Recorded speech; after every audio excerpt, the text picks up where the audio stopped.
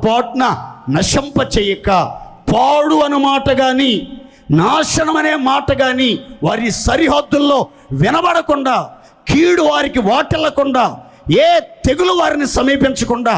ఏ అపాయము వారి యొద్దకు రాకుండా, ఏ మరణ దూత వారిని సమీపించకుండా, ఏ సంహారము సమీపించకుండా నా సేవకులను, నా పరిచారకులను, నా భక్తులను, నా పేరు పెట్టబడిన ప్రజలను నా రక్తముతో విమోచించబడి, మూర్ఖులకి తరములో నుంచి వేరుపరచబడి, అన్ని విషయాలలో ఆశీర్వాదకరంగా జీవిస్తున్న నా ప్రజలను నేను నాశనం చెయ్యకుండా, పెళ్ళగించకుండా, కొట్టివేయకుండా, నిర్మూలం చేయకుండా, అన్ని విషయాల్లో వారిని సజీవుల జాబితాలో నిలిపి నా దయతో కప్పి సదాకాల వారిని కాపాడుకుంటా. దేవుని స్తోత్ర.